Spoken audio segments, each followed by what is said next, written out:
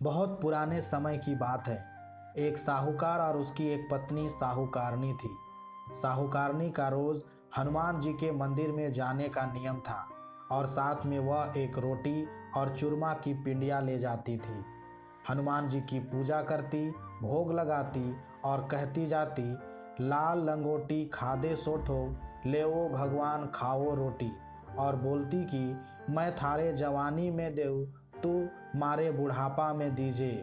अर्थात मैं आपको अभी जवानी या अच्छे दिनों में खिला रही हूँ, आप मेरा बुढ़ापे या बुरे दिनों में ध्यान रखना।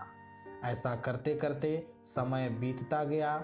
साहूकारनी का एक बेटा था, वह भी जवान हो गया तो साहूकारनी ने उसकी शादी करवा दी और साहूकारनी की बहू आ गई। थोड़े दिन बाद बहू ने सासू जी से पूछा कि सासू जी, आप रोज रोटी और चूरमा का पिंडिया लेकर कहाँ जाती हो? तब सासू बोली कि हनुमान जी के मंदिर में चढ़ाने जाती हूँ। यह सुनकर बहू ने सासू को मंदिर जाना बंद करा दिया और बोली कि तुम ऐसे रोज लेकर जाओगी तो पूरा घर खाली कर दोगी। यह सुनकर सासू को बहुत दुख हुआ और वह बिना खाना खाए ही सो गई। ऐसे ही भूखे रहकर और रोते रोते 5 दिन हो गए। तब हनुमान जी साहूकारनी के सपने में आए और बोले कि क्यों सोती है, उठ, लाल लंगोटो खादे सोठो, हाथ में रोटो, खा बुढ़िया माई रोटो, तुम्हारे जवानी में दियो थो, मैं थारे बुढ़ापा में दो। हनुमान जी को देखकर साहूकारनी बहुत खुश हुई, पर फिर थोड़ा सोचकर बोली कि आज तो तुम दे रहे हो, सुबह कौन देगा? यह सुनकर हनुमान जी बोले कि मैं दूंगा। इसके बाद रोज हनुमान जी डोकरी को रोटी और चूरमा खिलाकर जाते और दूसरी तरफ घर में अन्न के लाले पड़ गए। पूरा घर का धन खत्म हो गया और बहू बहुत परेशान रहने लगी और उसको अपनी सास की याद आई। उसने सोचा कि 10 दिन हो गए मैंने सासू को कुछ खाने को नहीं दिया, तो मैं ऊपर जाकर देखूं वह जिंदा है या मर गई। तब वह ऊपर जाकर क्या देखती है कि उसकी सास तो रोटी खा रही थी।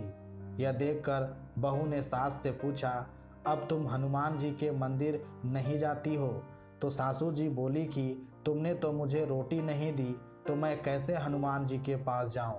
पर हनुमान जी तो मुझे रोज रोटी खिलाने आते हैं। यह सुनकर बहू को अब समझ आ गया और उसको अपनी गलती का बहुत पछतावा हुआ और बहू अपनी सासू के पैर पकड़कर बोली, हम तुम्हारे भाग से ही रोटी खाते थे। जब से मैंने आपको खाना देना बंद किया है और दुखी किया है, तब से घर में कुछ भी नहीं रहा, सब खत्म हो गया है। अब आप हमें माफ़ कर दो और हमारे साथ रहो और रोज़ हनुमान जी को रोटी और चूरमा का भोग खिलाओ। उस दिन से सब लोग हनुमान जी की उपासना की मान्यता करने लगे और सभी लोग साथ में मिलकर हनुमान चालीसा और सुंदर कांड का पाठ करते और हनुमान जी की आरती करते।